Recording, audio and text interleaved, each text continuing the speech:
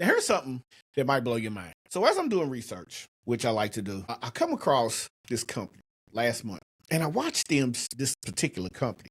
Now, I'm not going to just throw names out there because I don't have permission to say these names, so I'm just going to give you the per case study real quick, right? So I watched this company spend about $50K on a sales team to chase leads. Now, while their competitor spent the same amount on marketing and generated 10x more revenue.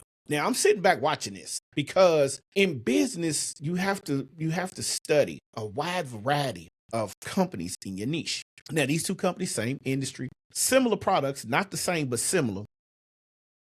But they have two completely different outcomes. Now, it wasn't a competition for them. This was something that I was doing because I was trying to figure something out. The losing company CEO had reached out frustrated. They was frustrated. You could tell they was frustrated. When they have conference calls, and I talked to him because I was just curious because I was doing the research. So when he called and he was like super frustrated saying, we have the best salespeople, but we're getting crushed. And the only reason why they knew this is because I had went to both of them, and both of them were good friends. And still, I would never put that information out there, but both of them was good friends. I should have left that. I'm sorry. And so that's when the news had to be broken to him. See, today's economy, great marketing doesn't just support sales. It completely eliminates everything traditional that most people are used to having. If you've ever wondered why small businesses seem to effortlessly attract customers while others are constantly chasing them, here's the one thing you got to understand. I'm going to show you a fundamental shift happening right now that hopefully you can see that making a sales team obsolete and turning your marketing into the ultimate revenue driver is where it's at right now. You see, 2025 has changed the game, but it didn't just start this year. This has been in the works for a long time. As a solopreneur, this is something that I really had to get into. And between the two companies, both of them are doing rather well right now because guess what? The loser, in my book, because it was a competition for me because I was ranking them, the loser took the advice, flipped it, and now they're both winning.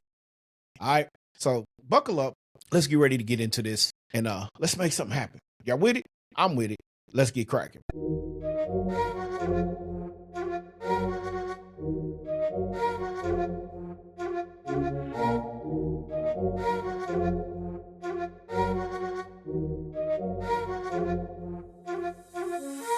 Welcome to the Solopreneurs Chronicles podcast, the show where solopreneurs like you learn how to ignite, ascend, and empower a one-person business that works for you, not the other way around. Each week, your host Anthony Porter will bring you actionable strategies, real-life stories, and expert insights to help you attract clients, create consistent content, and turn your passion into profit. Whether you're just starting out or looking to level up, this is your go-to resource for making big things happen on your own terms. If you're ready to ditch the overwhelm and build a business that fits your life, hit that subscribe button so you never miss an episode. Let's dive in. Hey, what's going on, everyone? Welcome back to the Solopreneur Chronicles podcast, man. It's your boy, Mr. Tony P. And if you're new here, this show is all about giving you the strategies and insights you need to build your business that works for you. Not for somebody else, but works for you, and not the other way around. Today, we're going to take a deep dive into something that, like I said, I did a case study on it. I tapped in with a couple friends and we had to flip the script because this right here, it was the passion that helped me get to the point, because at some point you want to be your own boss, right? At some point you want to make a little more revenue. At some point you want to step out on faith and get to a point to where you're doing what you need to do to be successful, right? All right, so the death of the traditional sales is over. The rise of marketing as a primary revenue engine is right here. Now, whether you're a solopreneur running your own small team, a leader of a large organization, what you're about to learn is fundamentally going to change how you think about growing your business. So you know what you got to do. Grab your notebook, grab you something to drink. We're going to get into this because over time, we're going to cover some game-changing strategies in this episode that can be implemented today to help you flip your business, your podcasting. Because see, podcasting is a business. And if you didn't know that, podcasting is definitely a business. So sit back, get comfortable, and let's get cracking, man. All right, so let's start something. Let's start this off right here. Coming up soon. If you want to get a hold of myself at the Solopreneur Chronicles podcast, you can reach out at support.solopreneurchroniclespodcast.info. Shoot me an email. Leave me an email. I need to hear from you. All right. Nothing sleazy or nothing. Let's talk entrepreneurship. Let's talk solopreneurship. Let's talk content creation. Let's talk email marketing. Let's talk marketing, period. So let's start with this, the great shift. Why sales is dying? Now that's a hell of a question to be asked, because a lot of people don't understand why sales are starting to die. So let me start with this quick story. And hopefully this story will paint a picture that, you can see. See, 2 years ago, I was running with this guy. He was a consultant with a B2B software company. Now, I'm just now getting into the entrepreneurship thing heavily. I've been doing it, but it was really like where I really started focusing, because my 9 to 5, I'm on the verge, retirement and things like that. So I really started locking in. And like I said, I was running with this guy, good friend. We always met, had lunch, him and another friend of ours. And like I said, he was consulting with this B2B company. Now, they had the traditional model.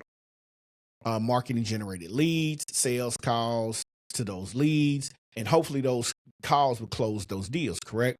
Now, the close rate, it was kind of questionable. It was about 2%. Meanwhile, the bigger competitor had flipped the script entirely. Instead of cold calling, they created a incredible content marketing machine. They did educational videos, helpful blog posts, free tools, webinars, things that was taught that was actual value. These were the skills. The sales process, see, the people literally applied to work with them. Now, can you imagine you sitting here and you get all of this done without a sales call? Now, the difference in the results was staggering. See, the traditional company was spending 60% of their budget on sales salaries and getting mediocre results. Now, you're spending a ton of money and you're not getting the results. Something has to be done here, correct? Okay, I just want to make sure. I want to make sure we're on the same page. The marketing-focused company was spending 30% on content creation and automation, but the revenue was growing by 300% over the years. Can you do the math on that? Like, marketing, once you're consistently doing it and being seen, becomes that tool, man. See, there's no getting around that marketing has become the avenue that everybody needs to start looking into. Now, here's what really happened, or here's what's really happening. See, today's buyers are 67% through their buyer journey before they even talk to a salesperson. See, you got to have these journeys, these customer journeys, these relationship building, these trust factor building journeys. And it has to be focused on, like, think about when you are going out here buying something. So you got to think about it like it's your own behavior. Excuse me. Now, when was the last time you bought something expensive without researching it online? Now, that's the crazy thing, because a lot of people don't understand. You go shopping for a car. Say it's for you. It could be for the kids. It could be for your wife. It could be for your girlfriend. But you are literally researching that vehicle online. When I bought my Jeep, I researched it online. I wasn't a Jeep guy, but I wanted that Jeep. I wanted to take the top off, take the doors off. I wanted all of that. But I had to find the right fit for me. Now, the kicker to that is, it's not just about research anymore. See, the consumers today, they expect to be educated. Like, when you go to buy something, say you go buy a vehicle, and that vehicle itself, you want to know all the bells and whistles, how it operates before you even get behind the wheel, right?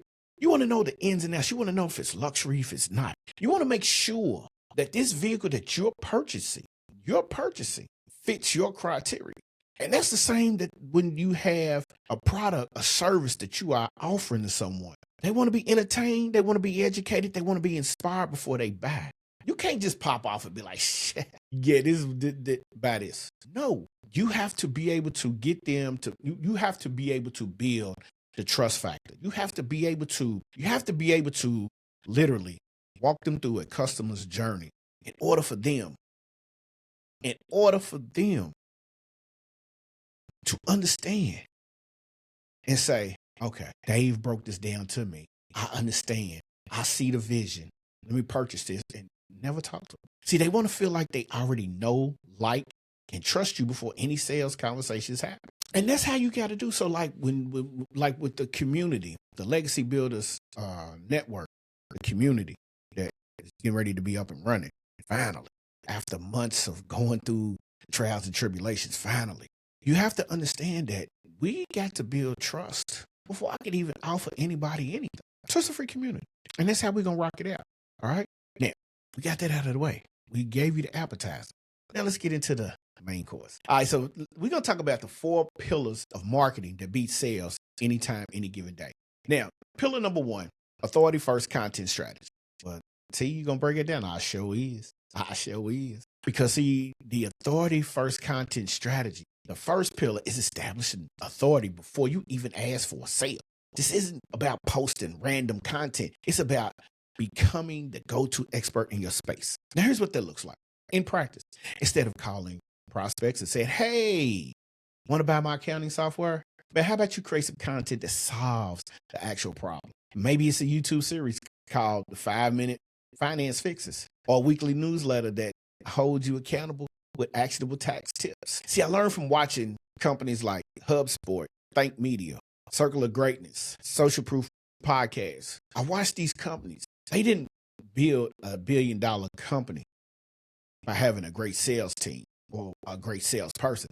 They built it by teaching you marketing, but knew what to do when businesses needed their marketing software. Man, HubSpot was the choice. You knew what to do when it came time for you to get on YouTube, and Think Media was right there. You knew what to do. If you was a minority entrepreneur trying to grow in Atlanta and across the world, if you stumbled across Nehemiah Davis in the circle of CEOs, you knew what to do. And then you really knew what to do as a podcaster when you started listening to David Sands.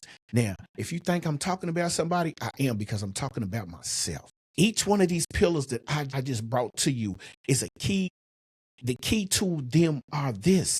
It was consistency. It was value. See, you got to show up regularly with insights that make your audience live better than they was living 2 or 3 minutes ago. That quick. And I know it sounds counterintuitive, but it's the foundation of everything that follows. Once the foundation is laid, now you got to get into the community growth driver. Now, when you get community-driven growth and you got that community growth driver, everything runs like a Bugatti. See, the second pillar is building a community around your brand. Not just the audience, but a community. See, there's a massive difference. See, an audience consumes your content. A community engages with it, shares it. And the most important thing, sells it for you. When someone in your community has a great experience, they don't just leave a review. They become what is that word I'm looking for? Oh, yeah. They become an evangelist. They going out here marching for you. They going out here talking for you. Think about this. When you looking at TikTok or you looking at YouTube Shorts, Instagram Reels, and you come across some content that is extremely valuable or extremely educational, what's the first thing somebody does? They leave a comment, correct? But then they share it. And once that person shares it, somebody else will share it. So you got to think, man. You have to think. You want people to sit there and ride for you. Now, let me tell you about 2 communities that one I've been a part of, one I've thought about getting, but I never did. And these two communities and these companies are Peloton and CrossFit. And I know you're like, which one have you been a part of? CrossFit. CrossFit's a different animal. I'm going to tell you that straight off the top. CrossFit is a different animal. Now, if you look at me, I don't look like I did CrossFit, but I did. Shout out to Break the Mode CrossFit. All right. See, they don't just sell fitness equipment or gym memberships. They build tribes. And the tribes of people who identify with the brand so strongly that promoting it becomes part of their identity. Let me break it down to you. When I went to do CrossFit, I was going to just get in shape. I didn't know I was joining a bread and butter family. And that community itself is just like the Jeep community for me. Have you ever driven down the street, or have you ever seen the Jeeps? And I had somebody ask me this one night. The Jeeps, and they got all the ducks in the way. That's a community. Those ducks are from certain individuals, certain clubs, certain status quo. I'm in a Jeep group, and one day I'm at work, and somebody sent out a signal, like a smoke signal. They Jeep had broken down at a Kroger's. It just happens to, I just happened to be in the area. So I got a mechanic that works with me. I said, come on, man, it's lunchtime. We're going to ride up here and see if this young lady and her boyfriend need some help. Man, I pulled up. I kid you not. From the time that message was sent, there was 30 Jeeps out there. I watched this lady's Jeep get fixed, brakes get done, oil get changed. I seen people with, I don't think they had enough money to pay everybody. We're not worried about that. Get that back later. As long as the Jeep is right. That's a community. That's not, I call it a cult because it's funny because you ride down the street, hey, you chunk a deuce up. And the first time I see him, I'm like, I don't know you. Oh, that's a Jeep thing. I'll be darned if it ain't. See, that's when you know that you have something. That's when you know you have a community. Jump online and shout out your Jeep community. Shout out your Jeep club. Say, hey man, I got a question. I need to get my Jeep lifted about 2.5. What's the best shop around? Man, you will get 100 messages in 2 minutes. It's like when that Jeep message go off, it's like, boom, hey, here we are. We right here. And that's how you want it to be in your business. You want them to be like, hey, I was over here with Coach P. And Coach P showed me the email marketing. Man, listen, check out the masterclass that's coming. That's what you want them to do. That's exactly what you want them to do. You want them to be your advocate. And so when you do that, you got to think about this because see, in pillar number 3, the third pillar number 3 is automation that adds value to every touch point. See, value first, automation. No, man, that's a powerful tool. So traditional sales automation is about, efficiency. Sending more emails, making more calls, a lot of the marketing automation is about relationship. See, I've been working on this one, and it's a strategy that I just learned. And I'm going to test it out for the next 30 days. And I ain't even going to say 30 because it's actually the next 3 months. I'm going to send one email per week, one long, valuable, trust-building, educational, entertaining email. That's it. Because see, when someone joins the email list, instead of them immediately pitching the product, because that's what most people do. You should have a welcome series. You should have a nurture series. Then you should have your slowly pushy but not pushy CTA. You can get them to download the free resource. You can get them to follow up with content and go deeper. When they engage with your social media, man, you might send them something exclusive like an invite to the masterclass or a webinar. Give them something for free. See, every automation touch point should make a person think, wow, this company really gets me. Because it's what it's about. It's about the customer. Back in the day, it was always said, hey, when you worked at a restaurant, the customer's always right. I used to hate that. But now that I'm on that other side, it's honest to God truth. By the time you make any kind of offer, you already convinced them that they've made the right choice by fooling with you. And that's what you need. That's what you want. That's how it should be. And see, then once you get to that point, now you got to get to the data-driven personalization. See, this is the 4th pillar. Use the data to personalize your experience to scale. This is where your marketing really leaves sales in the dust. Salespeople can make or maybe manage 50 to 100, prospects effectively. But with the right marketing system, you can deliver a personalized experience to thousands of people simultaneously. See, that means something that your audience, the people, your community, your clique, your crew, based on their behavior, based on their interests, based on the stage and their customer journey. Someone who downloaded your beginning guide gets different content than someone who attended the advanced masterclass. Someone who visited your pricing page gets different follow-ups than someone that just subscribed to the blog. See, the goal isn't to make every prospect feel like you're speaking directly to them, even though you're actually speaking to hundreds and thousands all at once. So you see why I went with that? Because see, once you get to that point is so, oh my gosh, listen, I get chills when I get to thinking about trying to help a transitional phase take place for a client. I get the chills when I help myself by helping others. And that's what it is. Now, here's a case study that I want to talk about. It's called the SaaS revolution. So it's about 3 of them I want to share. If you don't mind, I want to share. First, there's this project manager software company around. They were struggling with traditional sales models, expensive enterprise sales reps trying to book demos. The conversion rate was terrible because the decision making didn't want to sit through pitches for software that they wasn't sure they needed. So how did you go about doing this? Well, it got flipped. entire approachment got flipped. Instead of selling software, they started selling the outcome. They created a free course called the 30-Day Project Management Transformation that taught an effective project management principle using any tool, not just theirs. Now, you know what happened. It reached valuable that thousands of people took the course. About 20% of the graduates naturally upgraded to the paid software because they experienced firsthand how much better their methodology became. The result? Well, again, they went from 2% demo to customer conversion to 20% course to customer conversion rate.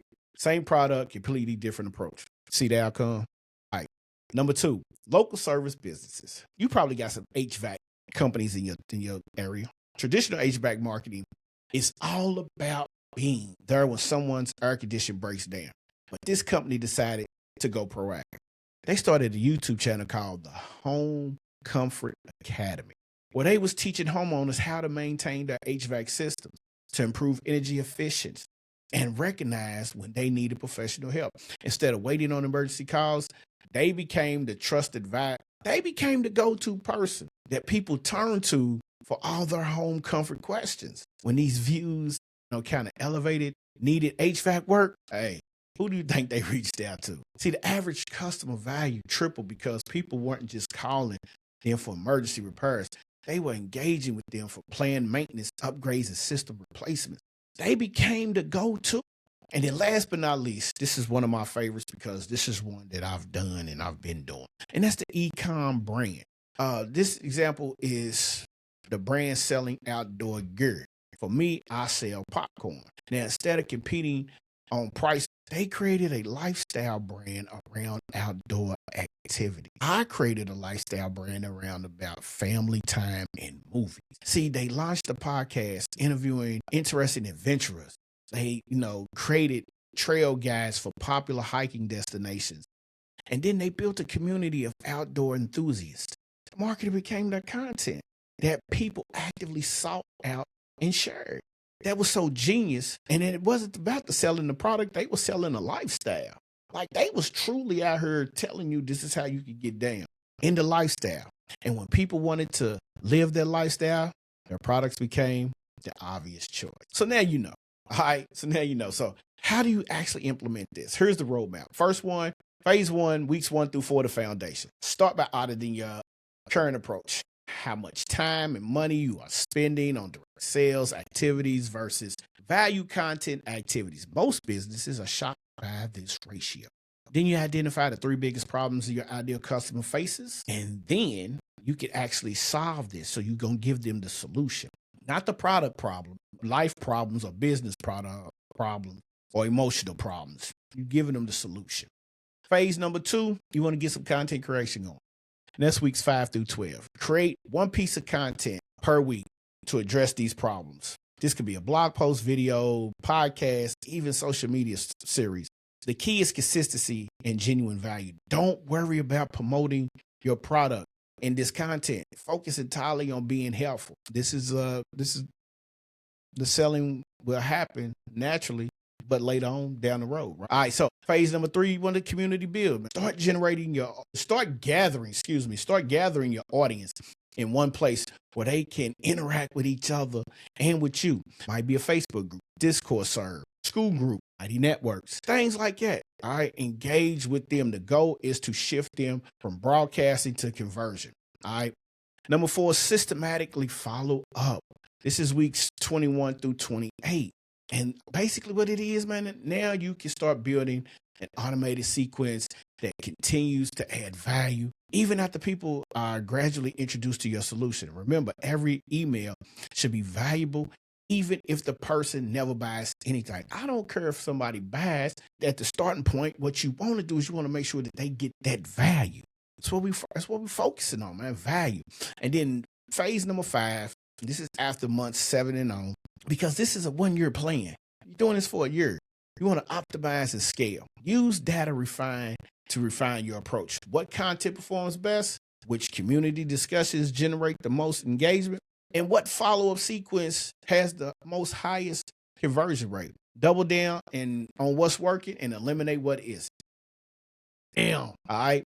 Here's what I want you to understand. This just isn't a trend that might pass. This is a fundamental shift in how business is working. In 2025, companies that adapt to this newest way of reality are going to thrive. Those who don't, see y'all in another year. Y'all gonna be stuck trying to catch up. The beautiful thing is you can start implementing an approach regardless on your budget or team size. In fact, smaller businesses often have the advantage here because they have a more authentic and personal driven drive, than the larger corporations. So with that being said, knowing this information isn't enough. You got to take action. You don't have long to do it. So if you found value in today's episode, here's where we continue the journey together. Follow us on Instagram at the Solopreneur Chronicles PC. We go share some daily insights starting this week. All right. Behind the scenes content about building marketing systems that actually work. Second, and this is huge, we are going to launch the Legacy Builders Network. We want you to join. So you know what you got. We want to get like-minded entrepreneurs in the community for free. It's free. Like-minded entrepreneurs in the community. We want to get the mindset right. We want to get all the resources out to you. But it's about the value, it's about the connection, and that's priceless. When you're networking, that's priceless. So Legacy Builders Network, get ready to pop off with that. And you're going to get some exclusive trainings inside of her. Definitely going to get those. You're going to have a question and answer session. You can get some feedback, some marketing. You can connect with others that could be in your niche. You can connect with other business owners who are on the same journey. This is just a path that needs to be taken. All right. We cool with that? So let's wrap this up. So before we do, leave your thoughts. I told you, you could hit me, support at Solopreneurs Chronicle Podcast.info, or leave a comment below. Leave us a review. Your potential customer, join the community because we want to engage. We do not want just a customer. We want a community-driven advocate. So here's my challenge to you. Create one piece of content that helps your ideal customer solve a problem without mentioning the product or the service. Just focus on the genuality that you are genuinely helping someone. Then pay attention to see how many people respond. All right, I guarantee you'll be surprised. And that's about it for us today, man. That's about it. Thank you so much for listening. Thank you so much for watching today's episode. If you get value, please share it with other entrepreneurs who need to hear the message. Word of mouth is still the best marketing tool ever.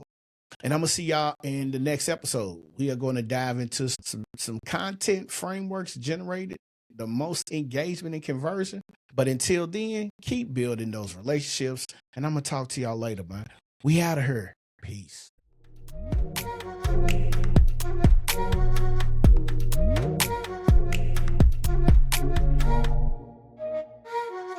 Thanks for tuning in to the Solopreneurs Chronicles podcast.